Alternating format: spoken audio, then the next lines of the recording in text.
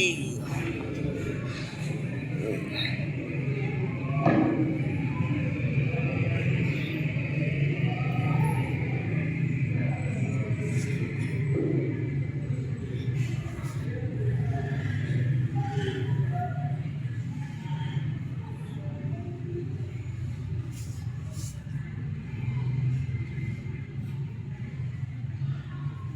بالله من الشيطان الرجيم. بسم الله الرحمن الرحيم. الحمد لله رب العالمين، والصلاة والسلام على سيدنا محمد وعلى آله الطيبين الطاهرين. اللهم صل على السلام عليك يا رسول الله.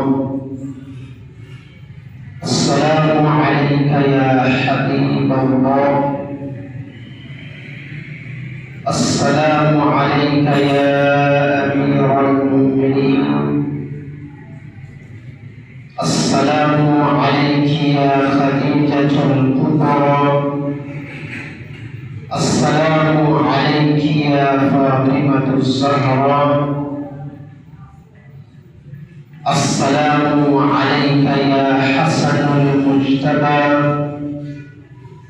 السلام عليك يا أبا عبد الله الحسين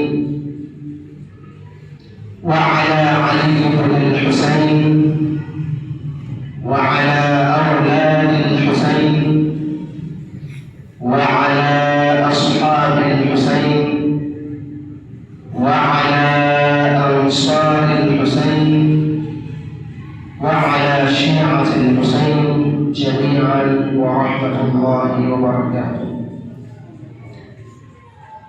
السلام عليكم ورحمة الله تعالى وبركاته. Naam, tukiwa tunaendelea na majalisi zetu za mwezi mtukufu wa Muharram, ambayo leo ni mwezi 4 Muharram, lakini katika mada yetu tuko katika siku ya pili.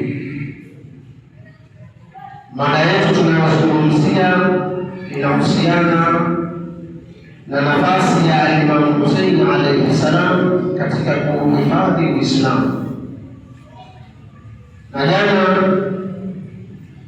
tunaweza kuwasilisha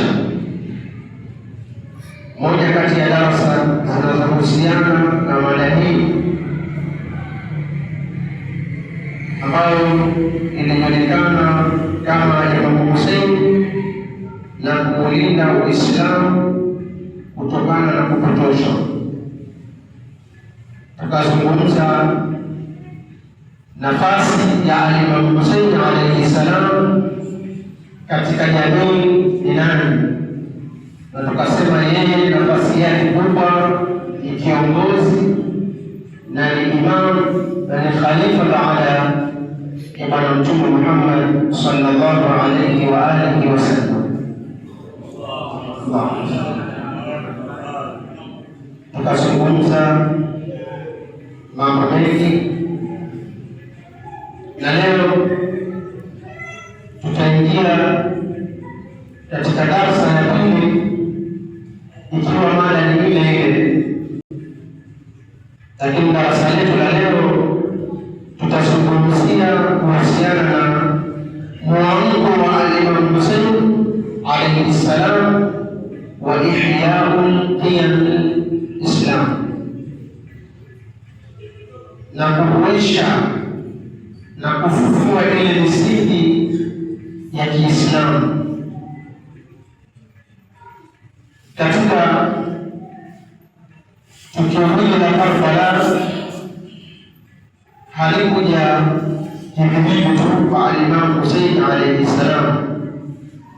Kuna mambo ambayo yalimsukuma kwenda kupambana na dhalimu na kupambana na dhulma ambayo ilikuwa ikiendelea katika zama zake.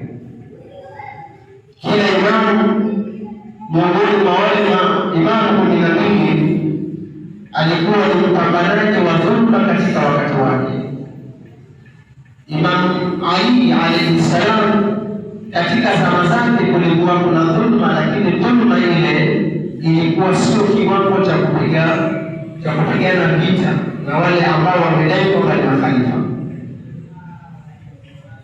Imam Hasan vile vile alipambana na dhulma,